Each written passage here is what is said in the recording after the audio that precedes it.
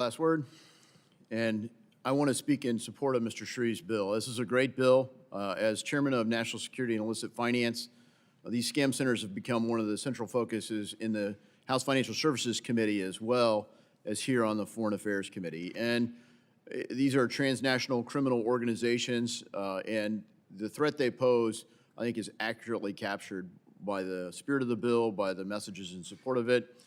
And frankly, I haven't found a gap anywhere on this issue. I think this may be one of the most unifying things in Congress. So that's refreshing. It's hard to find issues like that. And so I congratulate you for this bill, Mr. Shreves. I urge all our colleagues to support it. I mean, just in October, the largest seizure ever by the Department of Justice, over 127,000 Bitcoin from a scam center in Cambodia. That's over $15 billion. Seized, and it was, by a guy who's still at large, Chen Xi, who's the founder of Cambodian conglomerate Prince Holding Group.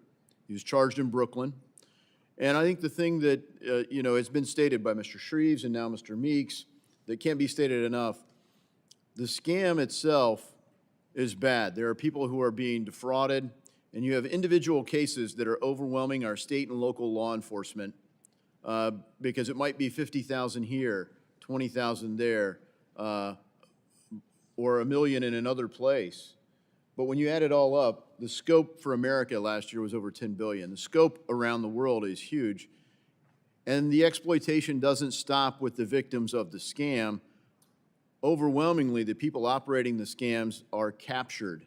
They're slave labor, and they earn their freedom, maybe, if they scam enough people. This is a horrific situation for everyone that's involved. And I think the scary thing here is you have nation-state sponsors where significant portions of some of these countries, a significant portion of their GDP comes from illicit activity.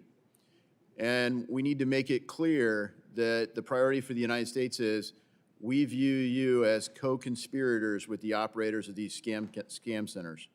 You're holding people captive. You better never consider holding an American captive. But we're not indifferent to other captives either. So we should liberate all these people who are being held in slave labor conditions, and they're being tortured beyond that because they know they're stealing the life savings from innocent victims. In this case in Cambodia, it was a pig butchering scheme. That means that they don't just steal the money once, they build a relationship, they establish rapport and trust, and then they go for the bigger score in a long-term play. It's a very devious action. And here's the other thing. Sometimes in the U.S., it's tempting to go after, say, the bank that sent the wire transfer. Well, the bank did what you said. If you're the client and you're being scammed, it's a horrific situation for the bank, too. Because you have, say a grandma who's being scammed out of $50,000. She goes to the bank and says, no, I really want you to send this money to this address. They do all the safeguards, and we have some, but sometimes they still say, yeah, I want you to send the wire, and they do it, and then people are mad at the bank, and I understand why you should be mad, because you were just robbed. But the direction here needs to be laser focused on the perpetrators of the scam, because the banks are victimized too. This happens with crypto, Bitcoin ATMs. How did they get 127,000 Bitcoin? They found people to go deposit cash in a Bitcoin ATM.